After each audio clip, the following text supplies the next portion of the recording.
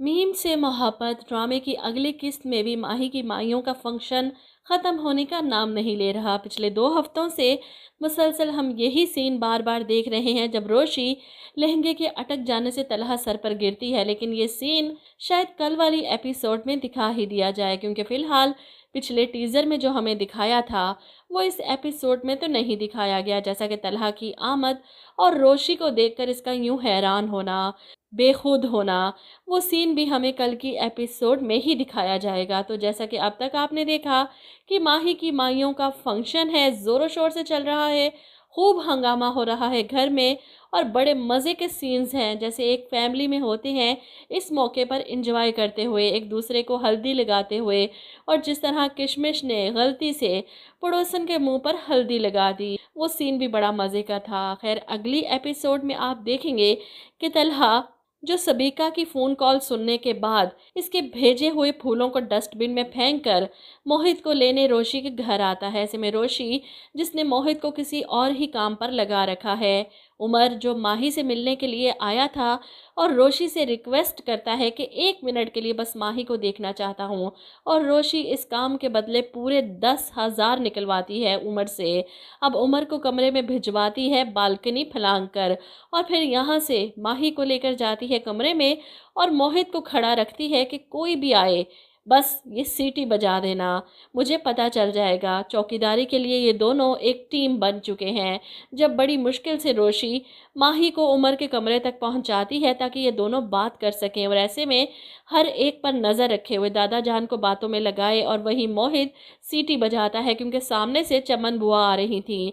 अब रोशी दादा को छोड़ फौरन ऊपर को भागती है। चमन बुआ को रोकने के लिए दूर से ही ने पुकारती है और चमन बुआ हैरान, क्या हो गया। खैर, इतनी देर में तलहा भी आ जाते हैं मोहित को लेने, तो बाहर खड़े दादाजी इन्हें रिसीव करते हैं, अंदर लेकर जाते हैं, बिठाते हैं और रोशी को बताते हैं कि मोहित को लेने आए हैं। ऐसे में रोशी मोहित का हाथ पकड़े कमरे में आती है, जब तलहा इसे देखकर दंग रह जाता है। खैर, मोहित को लेकर जा रहा है और इसकी तारीफ भी कर देता है जाते जाते कि आज आप डिफरेंट लग रही हैं, मेरा मतलब कि प्यारी लग रही हैं। ऐसे में तलहा रोशी से पूछ ही लेता है कि तुम्हें हिस्ट्री के किरदारों में और जल्लादों में काफ़ी इंटरेस्ट है ना। ये सुनकर रोशी मुस्कुराती है, हाँ बिल्कुल, हलाकू खान, चंगेज़ खान, नोयान। और तलहा पलट कर जवाब देता है, और तलहा अहमद। इस पर रोशी और भी ज़्यादा खिलखिलाकर हंस पड़ती है।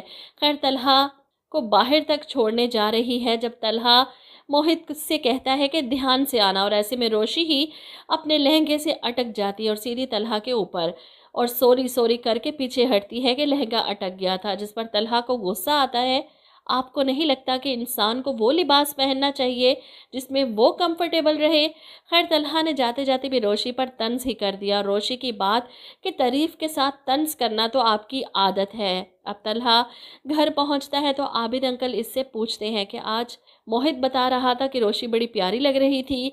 वो तलहा से सवाल करते हैं वो वाकई प्यारी लग रही थी। ये सुनकर तलहा अपने ही ख्यालों में खो जाता है और इनकार करता है कि वो इंतहाई बेवकूफ़, अहमक और इमेच्योर लड़की है। ऐसी लड़की का इस घर में कोई काम नहीं जो इस घर का और मोहित का ख्याल ही ना रख सके। जिस पर आबिद अंकल कहते हैं, यहाँ पर तुम गलत बयानी कर रहे हो, मुझे कोई ऐसी लड़की बता दो जो मोहित को बहुत ज़्यादा चाहती हो, वो सच में मोहित से प्यार करती है और मोहित भी इसके साथ काफ़ी अटैच हो चुका है। ऐसे में तलहा सवाल करता है कि आप चाहते क्या हैं डैड। जिस पर आबिद अंकल कहते हैं कि मुझे रोशी बहुत पसंद है। ऐसे में तलहा अपने डैड से कहता है, आप जो सोच रहे हैं ऐसा नहीं हो सकता। क्यों नहीं हो सकता? मुझे तो लगता है कि रोशी भी तुम में इंटरेस्ट लेती है, पसंद करती है तुम्हें। डैड की बात सुनकर तलहा परेशान हो जाता है, आप ये कैसे कह सकते हैं कि रोशी मुझ में इंटरेस्ट ले रही है? ऐसा कुछ नहीं है डैड।